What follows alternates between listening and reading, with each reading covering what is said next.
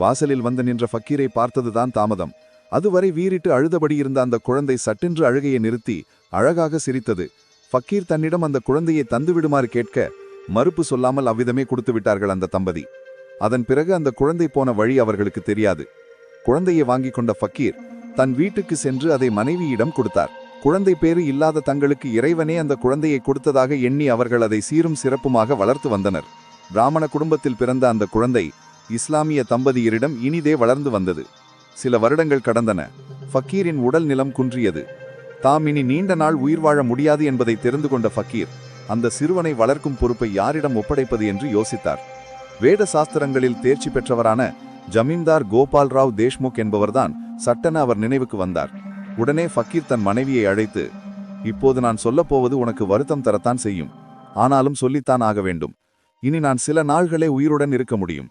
நான் மறைந்ததும் நீ உன்னம் மகனை அழைத்து கொண்டு சேலு என்ற இடத்தில் வசித்து வரும் கோபால் ராவ் என்னும் வெங்குசாவிடம் சென்று அடைக்கலம் கேள்.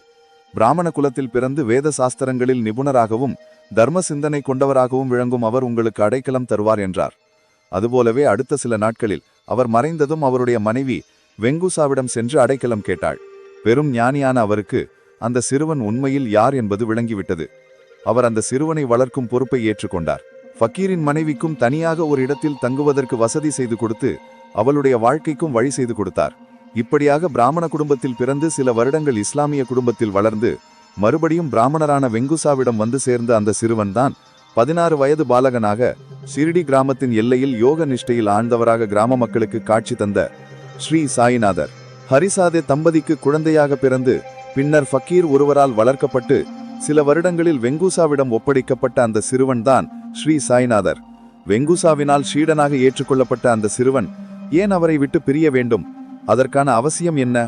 வெங்குசா தம்மிடம் ஒப்படைக்கப்பட்ட அந்த சிறுவனின் முகத்தை பார்த்ததுமே அவன் பிற்காலத்தில் ஒரு பெரும் ஆன்மீக சாம்ராஜ்யத்தையே ஸ்தாபிக்க இருக்கிறது என்பதை தமது தீர்க்க தரிசனத்தால் தெரிந்து கொண்டார்.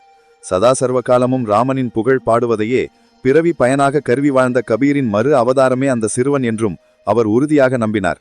எனவே அவர் அந்த சிறுவனை மிகுந்த பரிவுடனும் பாசத்துடனும் வளர்த்து வந்தார். தாம் பூஜை செய்யும் போதும் உண்ணும் போதும் உறங்கும் போதும் எப்போதும் அந்த சிறுவனை தம்முடனே வைத்துக் கொண்டார். அது மட்டுமில்லாமல் தாம் பெற்றிருக்கக்கூடிய அத்தனை ஞானத்தையும் அவனுக்கு உபதேசிக்கவும் செய்தார். இப்படியாக பல வருஷங்கள் சென்றன. அந்த சிறுவனுக்கு 15 வயது நெருங்கிவிட்டது. எங்கிருந்து வந்த அந்த சிறுவனுக்கு வெங்குசா இத்தனை முக்கியத்துவம் தருவது பல வருஷங்களாக அவருடனே இருந்து வரும் மற்றவர்களுக்கு பிடிக்கவில்லை. அவர்கள் உள்ளத்தில் பொறாமை என்னும் பொல்லாத பேய் தலைவிரித்து ஆடியது.